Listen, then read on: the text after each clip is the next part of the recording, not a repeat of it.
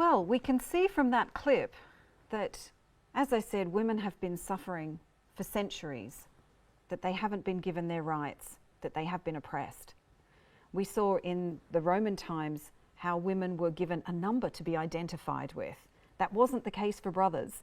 Brothers had their own name without numbers, but clearly women weren't important enough and they were just given numbers. And as we also saw, that they didn't have a right to vote.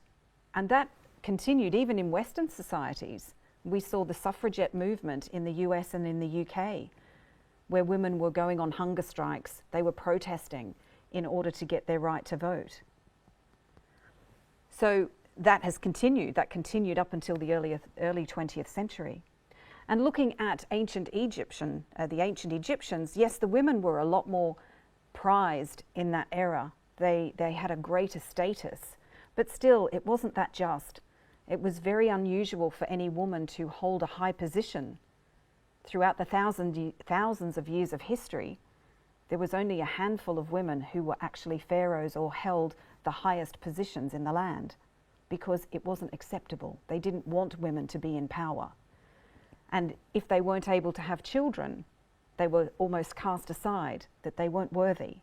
Where in Islam, we know that everything is by the decree of Allah. And if Allah wills it, that is the best for us. And then moving on to pre-Islam Arabia, I mean, I'm actually lost for words as to how they treated their women, selling them off in the market for marriage like cattle.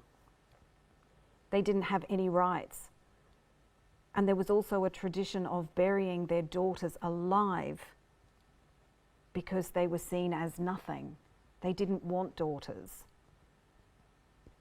This just leaves me speechless. And then, of course, came Islam. Islam came freeing women, liberating women, giving us our due rights. Everything that, as I said, everything is by the decree of Allah, and Allah is just. Allah has given rights to men and to women in equal measure.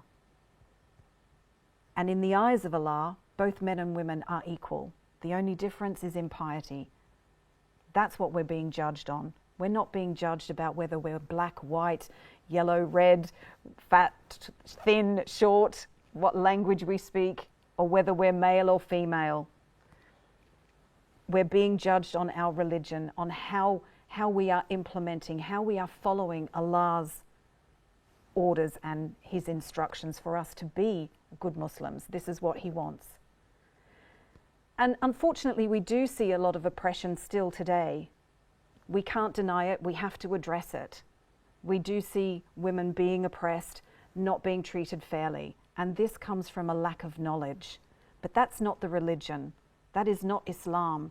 This is humans not understanding, not learning, not knowing what Allah has instructed us to do in order to be good Muslims.